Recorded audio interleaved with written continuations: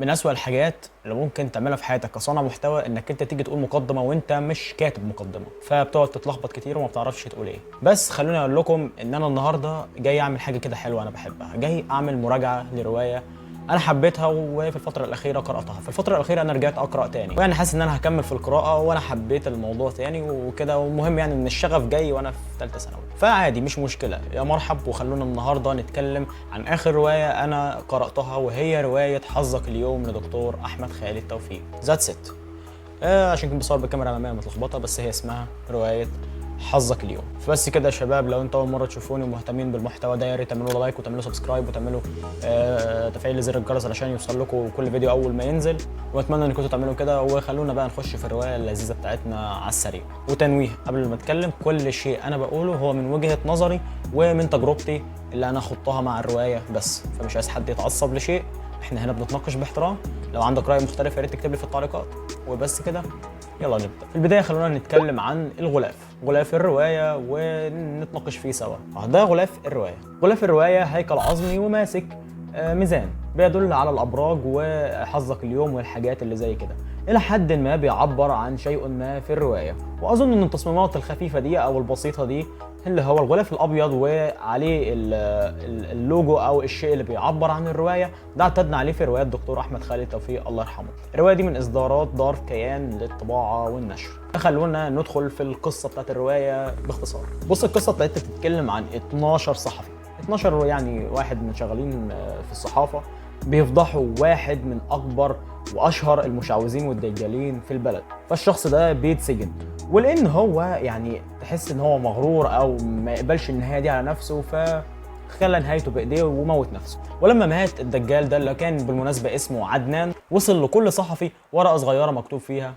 برجك سوف يقتلك. ومن هنا بتبدا حوادث غريبه بتحصل لل 12 شخص دول، هتعرفوها لما تقروا الروايه كلها. ودلوقتي خلونا ننتقل لاسلوب السرد في الروايه. ما اكدبش عليك، انا بحب الروايات اللي بالعربيه الفصحى، وبحب السرد اللي بالعربيه الفصحى، وبحب اي شيء يكون باللغه العربيه الفصحى خالصا. وده اللي عمله دكتور احمد خالد توفيق في روايتنا. بصراحه يا صديقي، دكتور احمد خالد توفيق استخدم اللغه العربيه الفصحى في النقاشات والحوارات والسرد عموما. اسلوب السرد بيسحبك من اول صفحه لجوه الروايه ويخليك تكمل، ده شيء كان رائع جدا في الروايه.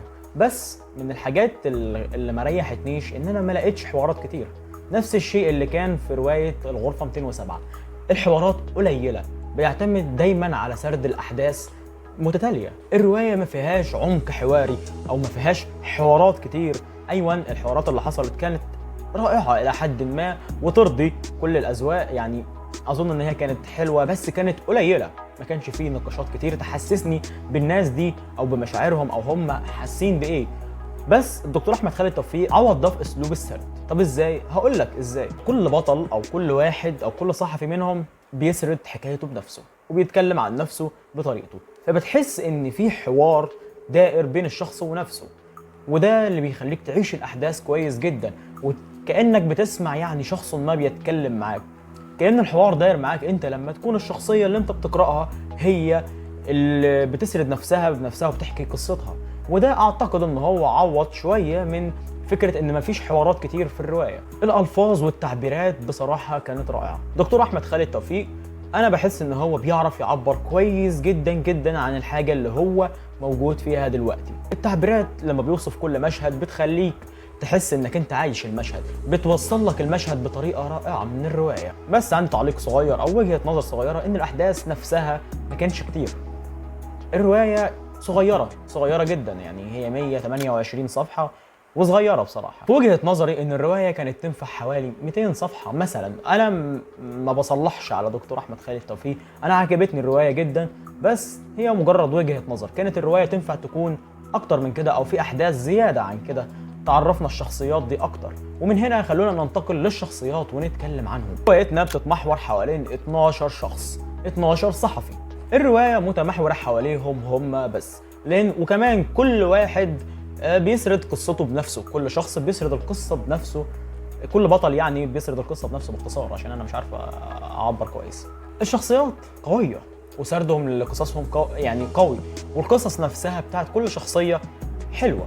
بس في رأيي الشخصي ان الدكتور احمد خالد توفيق كان المفروض يعرفنا مين الشخصيات دول، جم منين وايه عائلاتهم، او يدينا نبذه عنهم، مجرد نبذه. كل اللي عرفه لنا هو مثلا سنهم والبرج بتاعهم. ما عرفناش حاجات كتير عن الشخصيات دي، ما عرفناش ابعاد الشخصيات اكتر، ما تعمقش جوه كل شخصيه منهم. الكلام اللي قاله عن كل شخصيه فيهم، او الشيء الذي تم قوله في كل شخصيه فيهم كان جيد جدا. بس على ما اعتقد يعني، او في وجهه نظري، كان المفروض يكون الشخصيات دي متعمق فيها اكتر، اعرف جزء من الماضي بتاعهم، اعرف طريقه تفكيرهم، اعرف كل شخص كان عاوز ايه. انا حرفيا ما عرفتش الشخصيات دي مالها، كل اللي عرفته هو نبذه سطحيه عنهم.